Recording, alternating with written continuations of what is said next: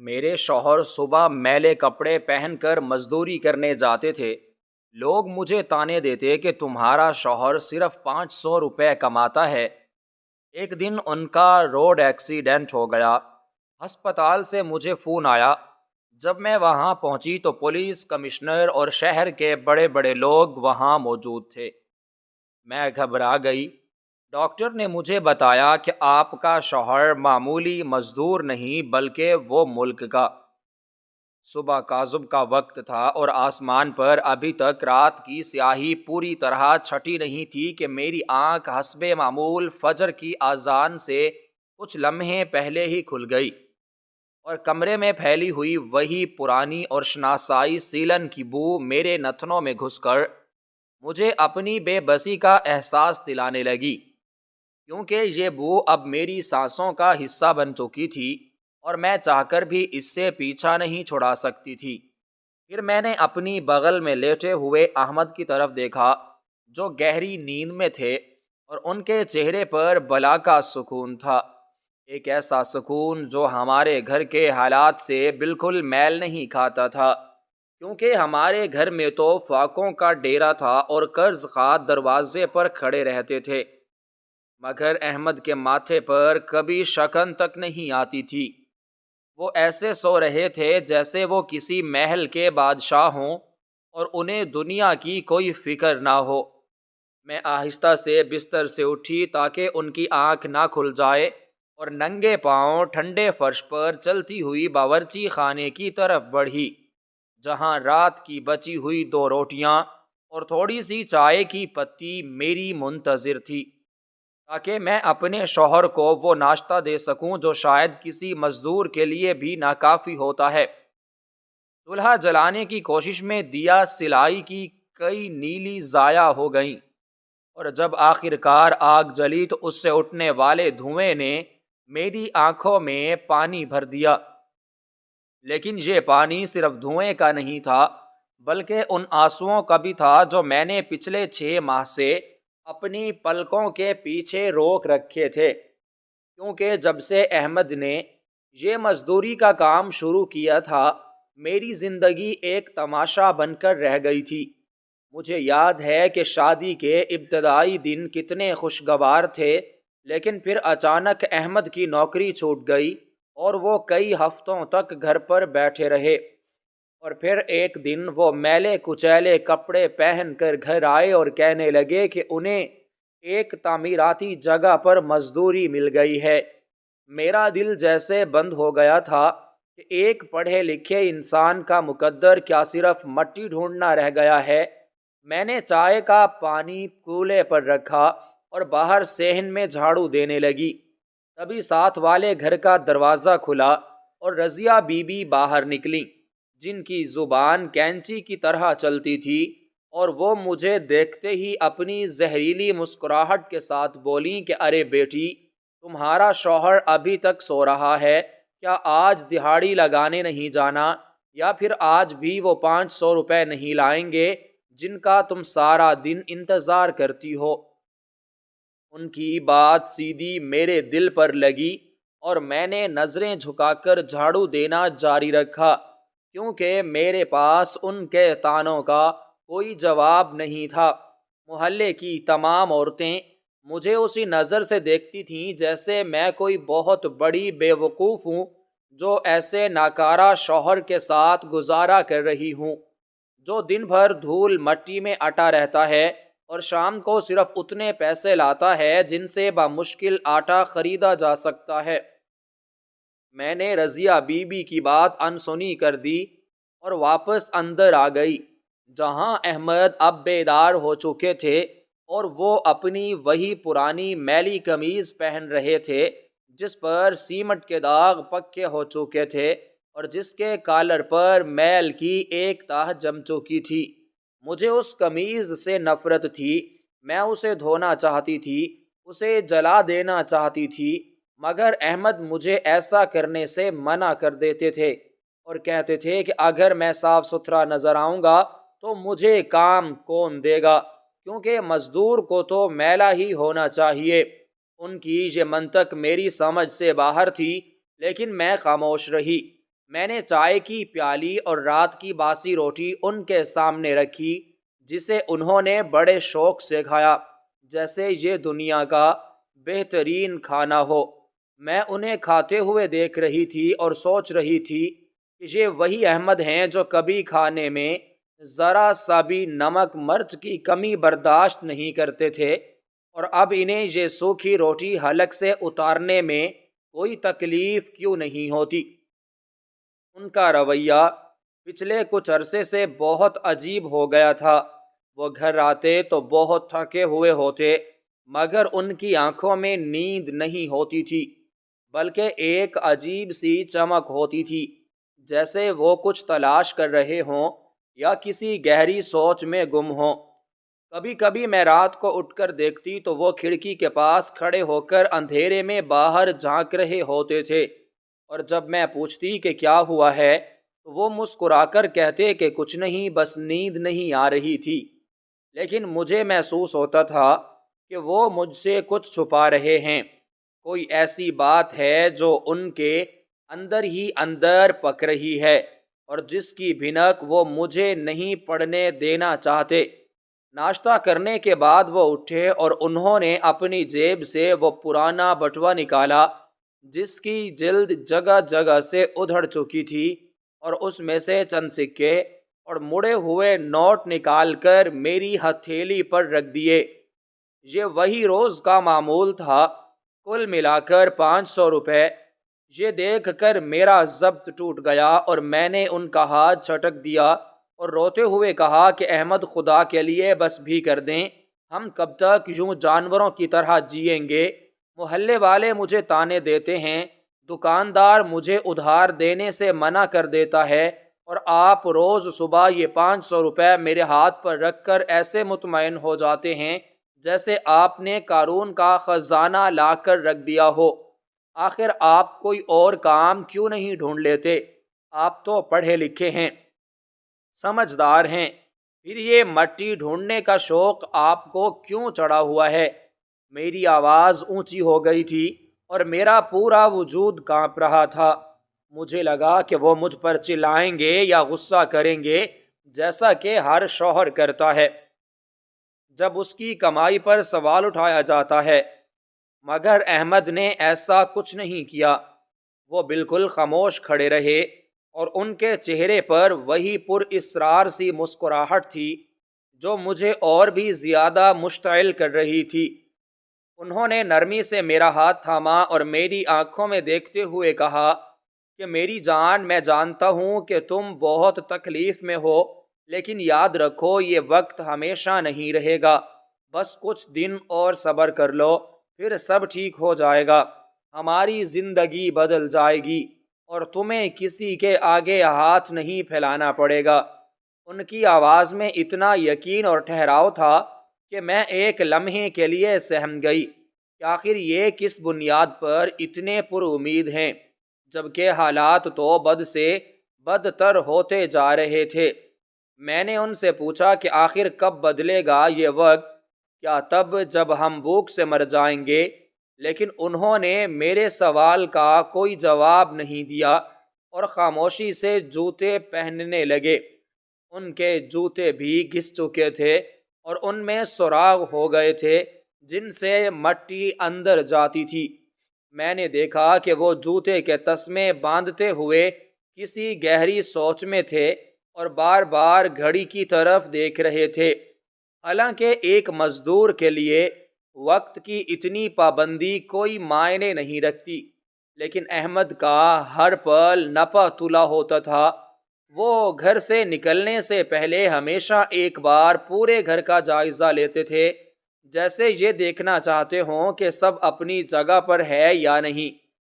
آج بھی انہوں نے ایسا ہی کیا۔ وہ دروازے تک گئے، پھر رکے اور پلٹ کر میری طرف دیکھا۔ ان کی نظر میں آج کچھ الگ ہی بات تھی، جیسے وہ مجھے کچھ بتانا چاہتے ہوں مگر بتا نہ سکتے ہوں، یا جیسے وہ مجھے آخری بار دیکھ رہے ہوں۔ میرا دل زور سے دھڑکا اور مجھے ایک انجانا سا خوف محسوس ہوا۔ میں نے آگے بڑھ کر پوچھا کہ کیا بات ہے، آپ کچھ کہنا چاہتے ہیں؟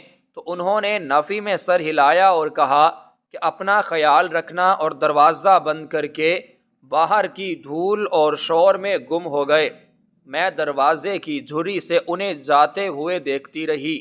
ان کی چال میں وہ تھکاوٹ نہیں تھی جو ایک مزدور کی چال میں ہوتی ہے، بلکہ ان کے قدموں میں ایک عجیب سی پھرتی اور مضبوطی تھی۔ ان کا سر اونچا تھا اور وہ ارد گرد کے ماحول سے پوری طرح باخبر لگ رہے تھے۔ گلی کے موڑ پر چند لوگ کھڑے تھے جو شاید مزدوروں کے ٹھیکیدار تھے۔ احمد ان کے پاس رکے نہیں، بلکہ انہیں نظر انداز کر کے آگے بڑھ گئے اور پھر میری نظروں سے اوجھل ہو گئے۔ کافی دیر تک دروازے کے ساتھ لگی کھڑی رہی اور میرا دل عجیب وسوسوں کا شکار رہا۔ مجھے رضیہ بی بی کی باتیں یاد آ رہی تھیں اور احمد کی پر اسرار خاموشی مجھے اندر سے کھائے جا رہی تھی۔ گھر میں ہوکا عالم تھا اور ہر چیز کاٹ کھانے کو دوڑ رہی تھی۔ میں نے سوچا کہ آج گھر کی صفائی کر لوں تاکہ دھیان بھٹ جائے۔ میں نے احمد کے پرانے کپڑے نکالے، انہیں دھو سکوں۔ ان کی ایک پرانی پینٹ کی جیب سے مجھے ایک کاغذ کا ٹکڑا ملا جس پر کچھ عجیب و غریب لکیریں اور نمبر لکھے ہوئے تھے جو میری سمجھ سے بالکل باہر تھے۔ یہ کسی حساب کتاب کا کاغذ نہیں لگ رہا تھا، بلکہ کسی نقشے جیسا تھا۔ میں نے اسے الٹ پلٹ کر دیکھا لیکن کچھ سمجھ نہ سکی اور اسے واپس جیب میں ڈال دیا۔ اس وقت مجھے اندازہ نہیں تھا کہ یہ کاغذ کا معمولی سا ٹکڑا اور احمد کی یہ پر اسرار خاموشی کسی بہت بڑے طوفان کا پیش خیمہ ہے۔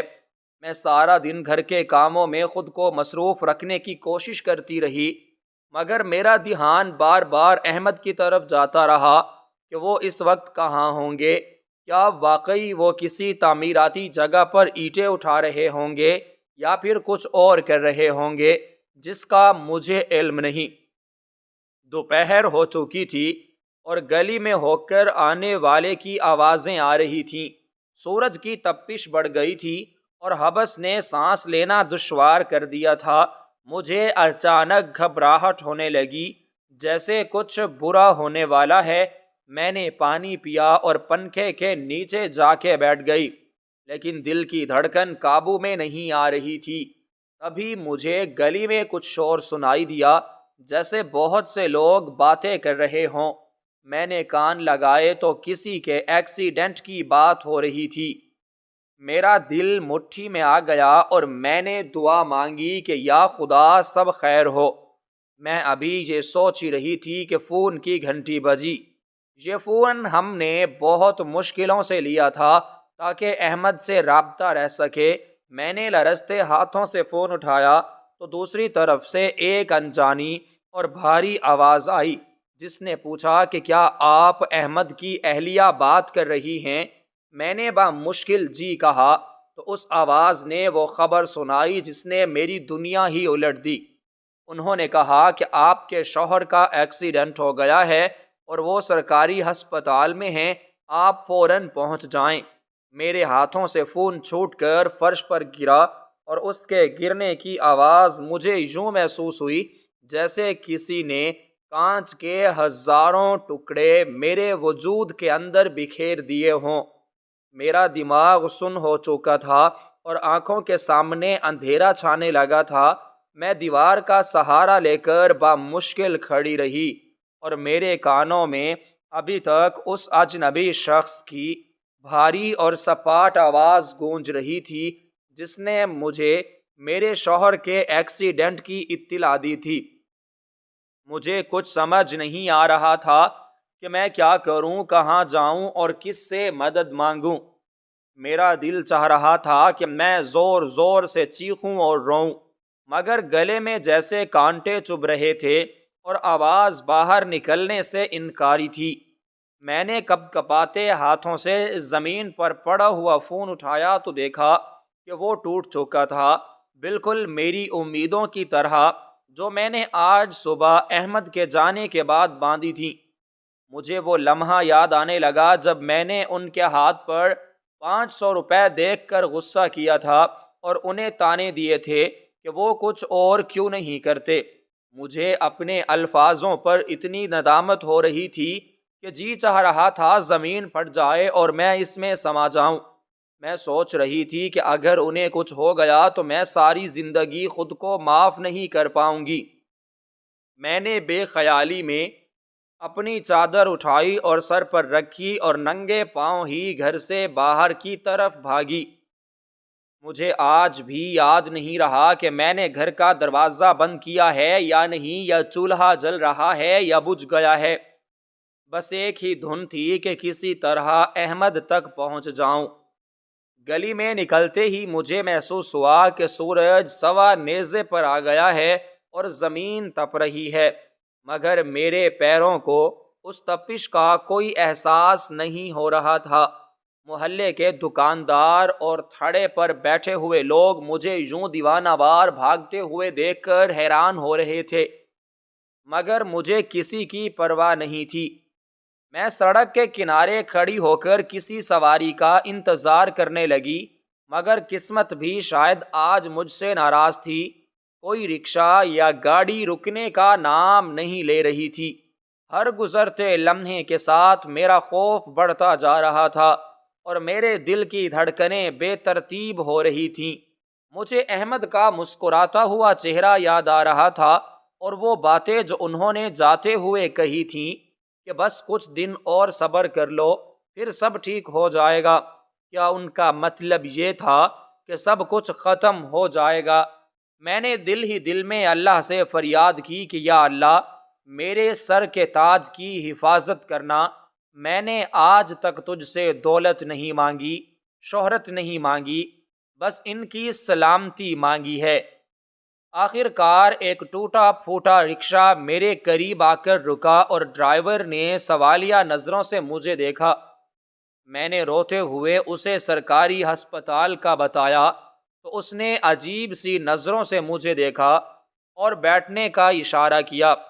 رکشہ چل پڑا اور اس کے شور نے میرے دماغ میں چلنے والی آندھیوں کا ساتھ دینا شروع کر دیا۔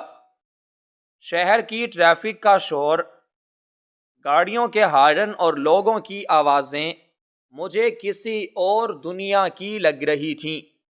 میرا ذہن بار بار ہسپتال کے اس وارڈ کی طرف جا رہا تھا جہاں احمد زندگی اور موت کی کشمکش میں مبتلا ہوں گے۔ میں سوچ رہی تھی کہ ہسپتال میں علاج کے لیے تو بہت پیسوں کی ضرورت ہوتی ہے اور ہمارے پاس تو کھانے کے لیے بھی پیسے نہیں ہیں۔ اگر ڈاکٹروں نے مہنگی دوائیاں لکھ دیں یا آپریشن کے لیے لاکھوں روپے مانگ لیے تو میں کیا کروں گی؟ کس کے آگے جا کے ہاتھ پھیلاؤں گی؟ رضیہ بی بی تو شاید خوش ہوں گی کہ اچھا ہوا غرور ٹوٹ گیا، مگر میں اپنے احمد کو کیسے بچاؤں گی؟ یہ سوچ کر میری آنکھوں سے آنسوؤں کی جھڑی لگ گئی اور میں نے اپنی چادر کے پلو سے منہ چھپا لیا تاکہ رکشے والا مجھے روتا ہوا نہ دیکھے۔ راستہ کاٹنے کو نہیں آ رہا تھا۔ ہر سگنل پر رکنے والی گاڑیاں مجھے دشمن لگ رہی تھیں جو مجھے میرے شوہر تک پہنچنے سے روک رہی تھیں۔ میں بار بار رکشے والے سے کہہ رہی تھی کہ بھائی تھوڑا جلدی چلو، میرے شوہر کی حالت بہت خراب ہے۔ وہ ہمدردی سے سر ہلاتا اور کوشش کرتا کہ رش سے نکل سکے، لیکن شہر کی سڑکیں جیسے جام ہو چکی تھیں۔ میرے ذہن میں وسوسے سر اٹھا رہے تھے کہ کہیں پولیس والوں نے احمد کو کسی جھوٹے مقدمے میں تو نہیں پھنسا دیا، کیونکہ غریبوں کے ساتھ اکثر ایسا ہی ہوتا ہے۔ امیروں کی گاڑیوں کو اگر خراش بھی آ جائے تو وہ غریب مزدور کی ہڈی پسلی ایک کر دیتے ہیں اور پھر الٹا اسی پر پرچہ کٹوا دیتے ہیں۔ مجھے ڈر تھا کہ کہیں احمد کے ساتھ بھی ایسا ہی نہ ہوا ہو کہ کسی بڑے آدمی کی گاڑی کی ٹکر ہوئی ہو اور اب وہ لوگ ہسپتال میں بھی اسے مارنے کے لیے کھڑے ہوں۔ یہ سوچ کر میرے بدن میں جھرجھری آ گئی اور میں نے آیت الکرسی کا ورد شروع کر دیا۔ ہسپتال کی عمارت دور سے نظر آنے لگی تو میرا دل اچھل کر حلق میں آ گیا۔ وہاں کا منظر دیکھ کر میری آنکھیں کھلی کی کھلی رہ گئیں۔ ہسپتال کے باہر لوگوں کا ایک جمع غفیر تھا اور عام دنوں کے برعکس وہاں پولیس کی بے شمار گاڑیاں کھڑی تھیں جن کی نیلی اور لال بتیاں جل بجھ رہی تھیں اور سائرن کی آوازیں ماحول کو خوفناک بنا رہی تھیں۔ مجھے لگا شاید شہر میں کوئی بم دھماکہ ہوا ہے یا کسی بڑے سیاست دان پر حملہ ہوا ہے، اس لیے اتنی سیکیورٹی ہے۔ میں نے رکشے والے کو کرایہ دیا اور بھیڑ کو چیرتی ہوئی اندر کی طرف بھاگی۔ وہاں موجود ہر شخص کے چہرے پر پریشانی اور تجسس تھا۔ پولیس والے لوگوں کو پیچھے ہٹا رہے تھے اور راستہ صاف کروا رہے تھے۔ میں نے ایک سپاہی سے پوچھا کہ ایمرجنسی وارڈ کہاں ہے؟ تو اس نے مجھے ڈانٹ کر پرے کر دیا اور کہا کہ بی بی پیچھے ہٹ جاؤ، آگے جانے کی اجازت نہیں ہے۔ میں نے منت کرتے ہوئے کہا کہ میرے شوہر کا ایکسیڈنٹ ہوا ہے، وہ اندر ہیں، مجھے جانے دو، مگر اس نے میری ایک نہ سنی۔ میں دھکے کھاتی ہوئی کسی نہ کسی طرح اندرونی دروازے تک پہنچ گئی۔ وہاں کا ماحول تو باہر سے بھی زیادہ عجیب تھا۔ عام طور پر سرکاری ہسپتالوں میں گندگی اور بدبو ہوتی ہے اور ڈاکٹر ڈھونڈنے سے نہیں ملتے، مگر آج یہاں کا نقشہ ہی بدلا ہوا تھا۔ فرش صاف چمک رہے تھے، ہر طرف خاموشی تھی، جیسے کسی بہت بڑے واقعے کا انتظار ہو رہا ہو۔ میں نے استقبالیہ پر موجود ایک نرس کو پکڑا جو بہت گھبرائی ہوئی لگ رہی تھی۔ میں نے روتے ہوئے بتایا کہ میرا شوہر احمد مزدوری کرتا ہے اور اس کا ایکسیڈنٹ ہوا ہے، مجھے بتاؤ وہ کہاں ہے۔ نرس نے میری بات سن کر مجھے غور سے دیکھا اور پھر ایک رجسٹر میں نام چیک کرنے لگی۔ اس کے ماتھے پر پسینہ تھا اور ہاتھ کانپ رہے تھے۔ اس نے دھیمی آواز میں کہا کہ وہ آپریشن تھیٹر نمبر 1 میں ہیں، آپ سیدھا جا کر بائیں طرف مڑ جائیں۔ میں اس کا شکریہ ادا کر کے بھاگی اور جب اس کوریڈور میں پہنچی تو میرے قدم وہیں جم گئے، کیونکہ وہاں کا منظر میری سمجھ سے بالا تر تھا۔ آپریشن تھیٹر کے باہر کا پورا علاقہ پولیس کمانڈوز نے گھیرے میں لیا ہوا تھا۔ وہاں عام لوگوں کا داخلہ بند تھا اور وہاں جو لوگ کھڑے تھے وہ عام شہری نہیں تھے۔ میں نے دیکھا کہ شہر کے ڈپٹی کمشنر صاحب، جنہیں میں نے اخباروں میں دیکھا تھا، وہ بے چینی سے ٹہل رہے تھے۔ ان کے ساتھ پولیس کے اعلیٰ افسران موجود تھے، جن کے کندھوں پر لگے ستارے چمک رہے تھے اور ان کے ہاتھوں میں وائرلیس سیٹ تھے جن پر وہ مسلسل ہدایات جاری کر رہے تھے۔ اس کے علاوہ شہر کے کچھ مشہور تاجر اور سماجی شخصیات بھی وہاں موجود تھیں، جن کے چہرے لٹکے ہوئے تھے اور وہ سب آپس میں سرگوشیاں کر رہے تھے۔ میں ایک ستون کے پیچھے چھپ کر یہ سب تماشا دیکھ رہی تھی اور میرا دماغ بھی چکرا رہا تھا کہ یہ سب لوگ یہاں کیوں آئے ہیں۔ کیا احمد نے کسی بہت بڑے آدمی کو مار دیا ہے یا اس ایکسیڈنٹ میں کوئی وزیر ملوث ہے؟ مجھے خوف محسوس ہونے لگا کہ اب یہ پولیس والے مجھے پکڑ لیں گے اور مجھ سے پوچھ گچھ کریں گے۔ میں نے ہمت کی اور آگے بڑھی تو ایک پولیس افسر نے میرا راستہ روک لیا اور سختی سے پوچھا کہ تم کون ہو اور یہاں پر کیا کر رہی ہو؟ میں نے روتے ہوئے کہا کہ میں احمد کی بیوی ہوں، وہ مزدور جو اندر ہے۔ میرا یہ کہنا تھا کہ اس افسر کا رویہ ایک دم تبدیل ہو گیا۔ اس نے فوراً سلوٹ کرنے کے انداز میں ہاتھ اٹھایا اور پھر جلدی سے نیچے کر لیا، جیسے اسے اپنی غلطی کا احساس ہوا ہو۔ اس نے بہت نرمی سے کہا کہ جی بھابھی جی، آپ تشریف رکھیں، وہ اندر ہیں اور ڈاکٹر ان کا علاج کر رہے ہیں۔ مجھے لفظ بھابھی جی سن کر شدید حیرت ہوئی کہ ایک پولیس افسر ایک مزدور کی بیوی کو اتنی عزت کیوں دے رہا ہے؟ عام طور پر تو یہ لوگ غریبوں کو انسان ہی نہیں سمجھتے۔ اس نے مجھے ایک کرسی پر بٹھا دیا اور پانی کی بوتل لا کر دی۔ میں نے پانی کا گھونٹ بھرا تو دیکھا کہ وہاں کھڑے تمام بڑے لوگ میری طرف متوجہ ہو گئے ہیں۔ ان کی نظروں میں ہمدردی تھی، مگر ساتھ ہی ایک عجیب سا احترام بھی تھا جو مجھے سمجھ میں نہیں آ رہا تھا۔ ڈپٹی کمشنر صاحب خود میرے پاس آئے اور انہوں نے میرے سر پر ہاتھ رکھ کر کہا کہ بیٹی آپ فکر نہ کریں، ملک کے بہترین سرجن اندر موجود ہیں اور ہم نے باہر سے بھی ڈاکٹروں کی ٹیم کو بلا لیا ہے، اللہ نے چاہا تو وہ بالکل ٹھیک ہو جائیں گے۔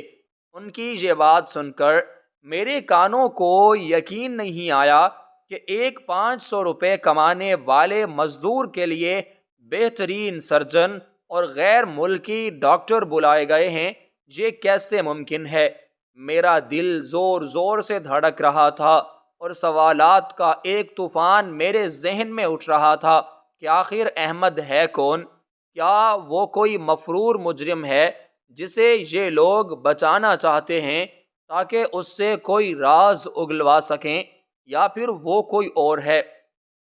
میں نے کمشنر صاحب کی طرف دیکھا اور ڈرتے ڈرتے پوچھا کہ صاحب، کیا میرے شوہر نے کوئی جرم کیا ہے جو آپ سب یہاں موجود ہیں؟ یہ پولیس، یہ افسر، یہ سب کیوں ہے؟ کمشنر صاحب نے نفی میں سر ہلایا اور کچھ کہنے ہی والے تھے کہ آپریشن تھیٹر کا دروازہ کھلا اور ایک سینئر ڈاکٹر باہر نکلے جن کا لباس خون سے تر تھا۔ تمام افسران ان کی طرف لپکے جیسے ان کی زندگی کا دار و مدار ڈاکٹر کے الفاظ پر ہو۔ ڈاکٹر نے ماسک اتارا اور گہرا سانس لیا، ان کے چہرے پر تھکاوٹ اور سنجیدگی تھی۔ انہوں نے میری طرف دیکھا اور پھر کمشنر صاحب کی طرف دیکھ کر اثبات میں سر ہلایا، جس کا مطلب تھا کہ خطرہ ٹل گیا ہے۔ وہاں موجود تمام لوگوں نے سکھ کا سانس لیا اور ایک دوسرے کو مبارکباد دینے لگے جیسے ان سب نے کوئی جنگ جیت لی ہو۔ میں ابھی تک اپنی کرسی پر بیٹھی یہ تماشا دیکھ رہی تھی۔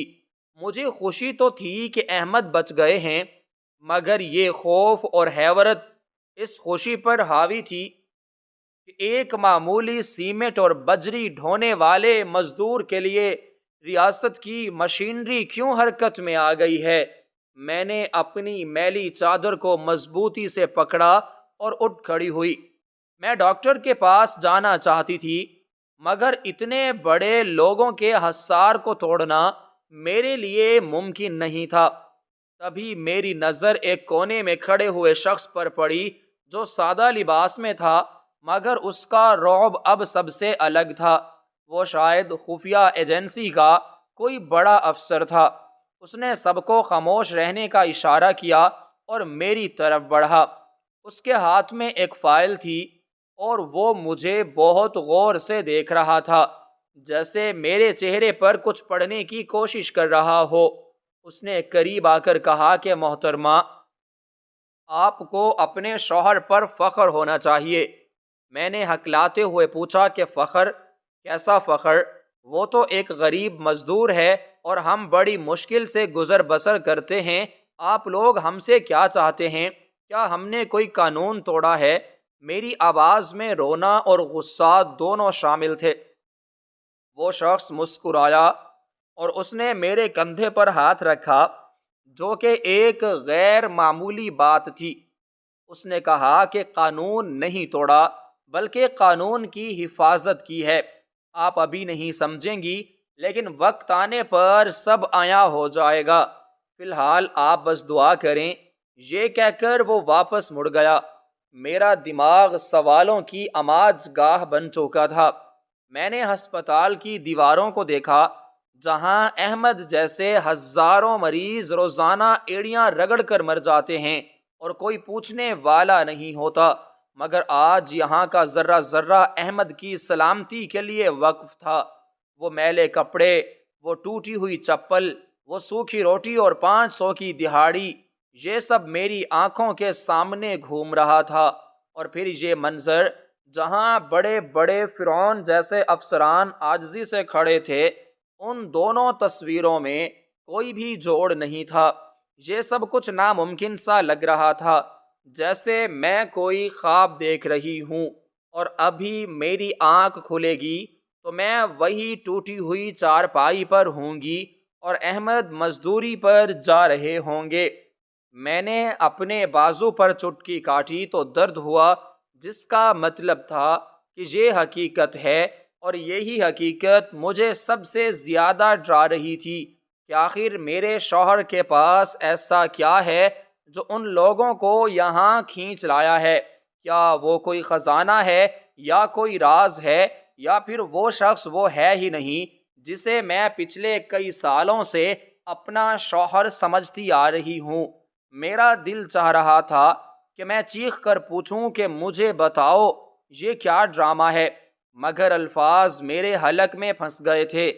میں بس پھٹی ہوئی آنکھوں سے ان سب کو دیکھ رہی تھی جو میرے معمولی شوہر کی زندگی کی بھیک مانگ رہے تھے، اور میرے دل میں صرف ایک ہی سوال گونج رہا تھا جو اس وقت پوری شدت کے ساتھ میرے وجود کو جھنجھوڑ رہا تھا، اور جس کا جواب مجھے کہیں سے نہیں مل رہا تھا، کہ آخر میرے معمولی سے شوہر کے لیے پورا شہر یہاں کیوں امنڈ آیا ہے۔ میرے ذہن میں اٹھنے والے سوالات کا طوفان تھمنے کا نام نہیں لے رہا تھا، اور میں اسی کیفیت میں وہاں پر موجود ہر چہرے کو تک رہی تھی کہ شاید کوئی میری الجھن کو سلجھا دے، مگر وہاں موجود ہر شخص کی توجہ آپریشن تھیٹر کے دروازے پر مرکوز تھی، جہاں سرخ بتی جل رہی تھی جو میرے لیے خطرے کی علامت تھی۔ وقت جیسے تھم سا گیا تھا اور ہر گزرتا لمحہ میری جان نکال رہا تھا۔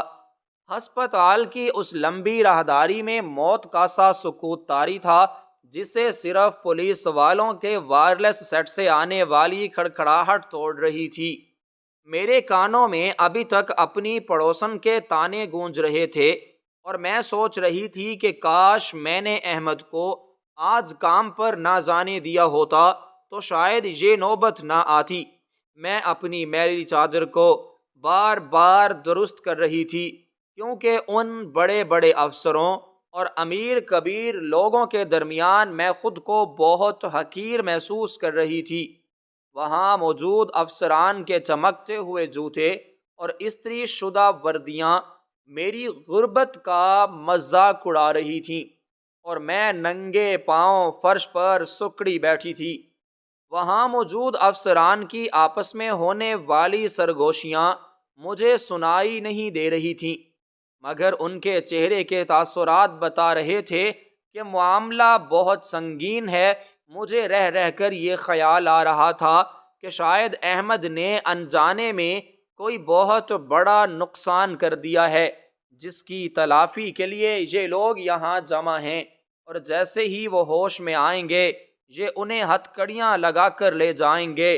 میں نے دل ہی دل میں فیصلہ کر لیا کہ میں ایسا نہیں ہونے دوں گی۔ میں ان کے پیروں میں گر جاؤں گی، منتیں کروں گی کہ میرے شوہر کو معاف کر دو، وہ بہت سیدھے سادے انسان ہیں، ان سے غلطی ہو گئی۔ مگر مجھے کیا معلوم تھا کہ تقدیر میرے سادہ لو ہونے پر ہنس رہی ہے، اور حقیقت وہ نہیں جو میں سوچ رہی ہوں، بلکہ حقیقت تو کچھ اور ہی ہے جو میری سمجھ اور گمان سے بھی بالا تر ہے۔ کچھ دن بعد آپریشن تھیٹر کے دروازے پر لگی سرخ بتی بجھ گئی اور سبز بتی روشن ہو گئی، جس کا مطلب تھا کہ عمل جراحی مکمل ہو چکا ہے۔ وہاں موجود تمام لوگوں نے ایک ساتھ سکھ کا سانس لیا، اور ان کے چہروں پر پھیلی ہوئی تشویش کی جگہ اطمینان نے لے لی۔ آپریشن تھیٹر کا بھاری دروازہ کھلا اور وہی سینئر ڈاکٹر باہر نکلے، جن کے لباس پر اب بھی خون کے کچھ دھبے نمایاں تھے، مگر اب ان کے چہرے پر تھکاوٹ کے ساتھ ساتھ ایک فاتحانہ مسکراہٹ بھی تھی۔ انہوں نے ماسک اتار کر اپنے ہاتھ میں پکڑا اور سامنے کھڑے پولیس کمشنر کی طرف دیکھ کر اثبات میں سر ہلایا، جیسے کہہ رہے ہوں کہ سب ٹھیک ہے۔ کمشنر صاحب نے آگے بڑھ کر ڈاکٹر کا ہاتھ تھاما اور انہیں مبارکباد دی، اور پھر وہ میری طرف مڑے۔ ان کی آنکھوں میں اب وہ اجنبیت نہیں تھی جو پہلے تھی، بلکہ اب ان کی نظروں میں ایک عجیب سی عقیدت اور احترام امنڈ آیا تھا جو میرے لیے بالکل نیا اور ناقابل فہم تھا۔ وہ میرے قریب آئے اور نہایت نرم لہجے میں بولے کہ بیٹی، اللہ کا بہت شکر ہے کہ آپریشن کامیاب رہا اور اب وہ خطرے سے باہر ہیں۔ ڈاکٹر صاحب نے کمال کر دیا ہے اور قوم کی دعائیں رنگ لائی ہیں۔ یہ سن کر میرے آنسو جو بڑی مشکل سے روکے ہوئے تھے دوبارہ بہہ نکلے، اور میں نے لرزتی ہوئی آواز میں اللہ کا شکر ادا کیا، مگر میرے دل کا بوجھ ابھی ہلکا نہیں ہوا تھا، کیونکہ سوال ابھی بھی وہی تھا کہ قوم کی دعائیں کیوں؟ میں نے ہمت کر کے کمشنر صاحب سے پوچھا کہ صاحب، آپ لوگ کون ہیں اور میرے شوہر کے لیے قوم کیوں دعا کرے گی؟ وہ تو ایک غریب مزدور ہیں جو سارا دن مٹی ڈھوتے ہیں، شام کو بمشکل 500 روپے کما کر لاتے ہیں۔ آپ لوگوں کو شاید کوئی غلط فہمی ہوئی ہے، یا آپ کسی اور مریض کو میرا شوہر سمجھ رہے ہیں۔ میری بات سن کر وہاں موجود تمام افسران کے چہروں پر ایک عجیب سی خاموشی چھا گئی، اور وہ سب ایک دوسرے کو معنی خیز نظروں سے دیکھنے لگے، جیسے وہ فیصلہ کر رہے ہوں کہ اب مجھے حقیقت بتا دینی چاہیے یا نہیں۔ کمشنر صاحب نے گہرا سانس لیا اور ایک طرف اشارہ کیا جہاں اور وردی والا افسر کھڑا تھا، جس کے ہاتھ میں ایک پلاسٹک کی تھیلی تھی۔ وہ افسر احترام کے ساتھ آگے بڑھا اور وہ تھیلی میرے ہاتھوں میں تھما دی۔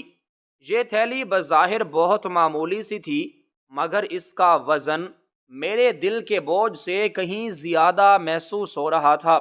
افسر نے کہا کہ محترمہ، یہ آپ کے شوہر کا سامان ہے جو حادثے کے وقت ان کے پاس تھا، آپ اسے سنبھال لیں۔ میں نے کانپتے ہاتھوں سے وہ تھیلی پکڑی اور اسے کھولنے لگی۔ میرے ذہن میں وہی پرانی تصویر تھی کہ اس میں احمد کی میلی قمیض ہوگی، ان کا ٹوٹا ہوا موبائل ہوگا، اور شاید وہ اوزار ہوں گے جن سے وہ کام کرتے تھے۔ مگر جب میں نے تھیلی کھولی اور اس کے اندر جھانکا تو میرا دماغ چکرا گیا اور آنکھوں کے سامنے اندھیرا چھانے لگا۔ اس تھیلی میں وہ میلی قمیض نہیں تھی جو صبح وہ پہن کر گئے تھے، بلکہ اس میں ایک جدید قسم کا پستول رکھا ہوا تھا جس کی نالی چمک رہی تھی۔ اس کے ساتھ ایک عجیب سا کالا آلہ تھا جس پر چھوٹی چھوٹی بتیاں لگی ہوئی تھیں اور جو شاید بات کرنے کے لیے استعمال ہوتا تھا، اور سب سے بڑھ کر وہاں ایک چمڑے کا بٹوا تھا جو احمد کے اس پھٹے ہوئے بٹوے سے بالکل مختلف تھا۔ میں نے ڈرتے ڈرتے وہ بٹوا نکالا اور اسے کھولا تو اس میں سے ایک شناختی کارڈ برآمد ہوا جس پر تصویر تو احمد کی ہی تھی، مگر حلیہ وہ نہیں تھا جو میں روز دیکھتی تھی۔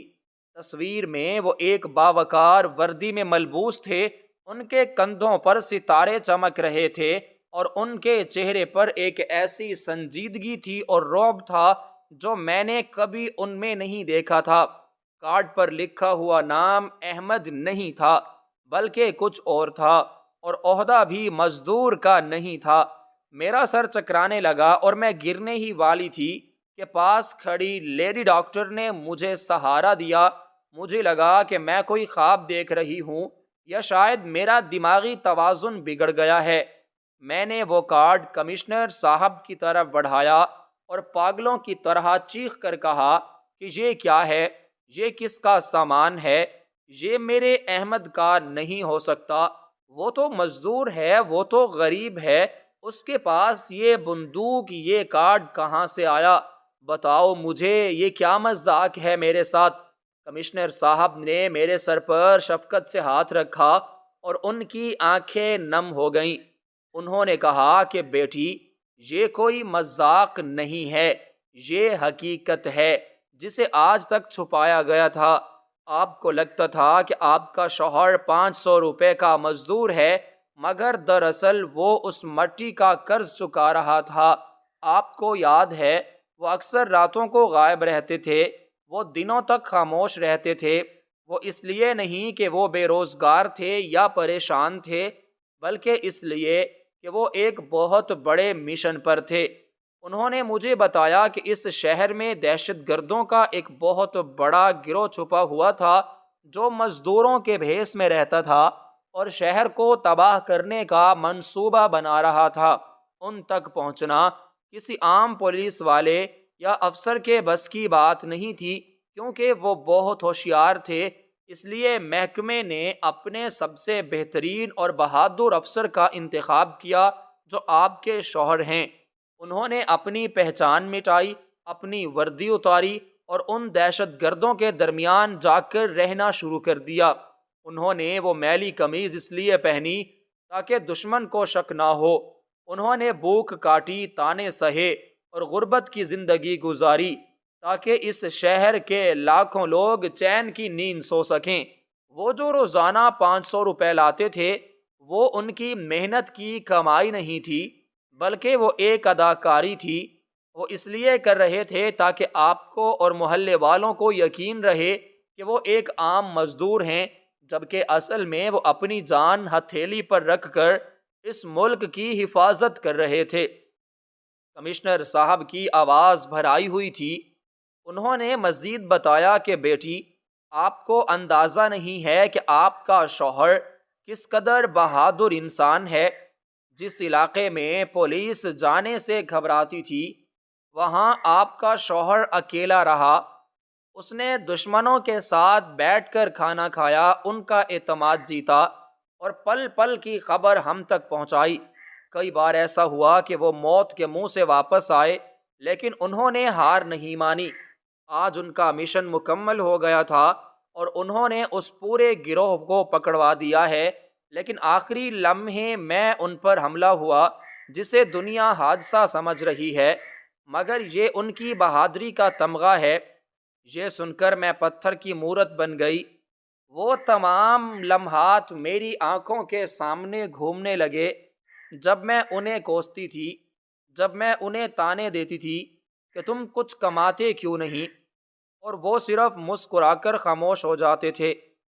مجھے وہ سرد رات یاد آئی جب ہمارے پاس اوڑھنے کو کمبل نہیں تھا اور میں ٹھٹھر رہی تھی، مگر احمد پرسکون سو رہے تھے۔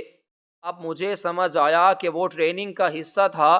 وہ ہر مشکل حالات میں جینا چاہتے تھے۔ وہ چاہتے تو مجھے سب کچھ بتا سکتے تھے، وہ چاہتے تو عیش و عشرت کی زندگی دے سکتے تھے۔ بنگلہ، گاڑی اور نوکر چاکر سب کچھ ان کے قدموں میں ہوتا، مگر انہوں نے فرض کو ترجیح دی۔ انہوں نے میری ناراضگی سہی، محلے والوں کی ذلت برداشت کی، صرف اس لیے کہ ان کی اصلیت ظاہر نہ ہو جائے اور مشن ناکام نہ ہو جائے۔ مجھے ان کے جوتوں کے سراغ یاد آئے جو دراصل ان کے سفر کی گواہی تھے۔ مجھے ان کی وہ بھوک یاد آئی جب انہوں نے میرے ساتھ کاٹی، حالانکہ وہ بادشاہوں جیسی زندگی گزار سکتے تھے۔ مجھے اپنے آپ پر اور اپنی چھوٹی سوچ پر شرمندگی ہونے لگی، اور ساتھ ہی ایک ایسا فخر محسوس ہوا جس نے میرا سر آسمان تک بلند کر دیا۔ میں نے اس شناختی کارڈ کو اپنے سینے سے لگا لیا اور پھوٹ پھوٹ کر رونے لگی، مگر یہ آنسو غم کے نہیں تھے، بلکہ اس احساس کے تھے کہ میں کس عظیم انسان کے ساتھ رہ رہی تھی جسے میں نے کبھی پہچانا ہی نہیں۔ ڈاکٹر صاحب جو اب تک خاموش کھڑے تھے آگے بڑھے اور انہوں نے وہ تاریخی الفاظ کہے جو میری زندگی کا کل اثاثہ بن گئے۔ انہوں نے کہا کہ محترمہ، آپ اپنے آنسو پونچھ لیں، کیونکہ رونے کا مقام نہیں ہے بلکہ فخر کا مقام ہے۔ آپ کا شوہر وہ گمنام ہیرو ہے جس نے اپنی پہچان کھو کر اس ملک کو بچایا ہے۔ آپ کو لوگ تانے دیتے تھے نا کہ تمہارا شوہر 500 کماتا ہے، تو آج پوری دنیا کو بتا دیں کہ ان کی قیمت پیسوں میں نہیں لگائی جا سکتی۔ وہ انمول ہیں، اور اب آپ کو گھبرانے کی کوئی ضرورت نہیں، کیونکہ پورا محکمہ، پوری حکومت اور پورا ملک آپ کے ساتھ کھڑا ہے۔ اب آپ اکیلی نہیں ہیں، اور نہ ہی آپ کا شوہر لاوارث ہے۔ کمشنر صاحب نے سب کو ہٹنے کا اشارہ کیا اور مجھے شیشے کی دیوار کے قریب لے گئے جہاں سے میں اندر دیکھ سکتی تھی۔ میں نے دیکھا کہ احمد بستر پر لیٹے ہیں، ان کے جسم پر پٹیاں بندھی ہوئی ہیں اور کئی مشینیں لگی ہیں، لیکن ان کے چہرے پر وہی سکون تھا جو میں روز صبح دیکھتی تھی، مگر آج اس سکون کا مطلب کچھ اور تھا۔ یہ فرض پورا کرنے کا سکون تھا۔ میں نے شیشے پر اپنا ہاتھ رکھا اور محسوس کیا کہ جیسے وہ بھی مجھے دیکھ رہے ہوں۔ میں نے دل ہی دل میں ان سے معافی مانگی کہ مجھے معاف کر دینا، میں نے تمہیں ایک عام مزدور سمجھا، میں نے تمہاری خاموشی کو کمزوری سمجھا، میں تمہارے عظیم مقصد کو نہ جان سکی، لیکن آج میں عہد کرتی ہوں کہ اب میں تمہاری کمزوری نہیں بلکہ طاقت بنوں گی۔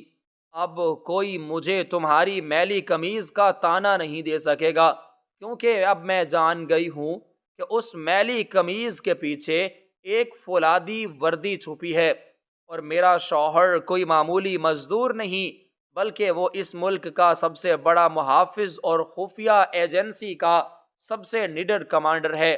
یہ وہ لمحہ تھا جب مجھے محسوس ہوا کہ وہ خاموشی جو مجھے کاٹتی تھی وہ دراصل ایک طوفان کو روکے ہوئے تھی، اور وہ میلے کپڑے دراصل ایک ایسی وردی تھی جسے پہننے کا حوصلہ ہر کسی میں نہیں ہوتا۔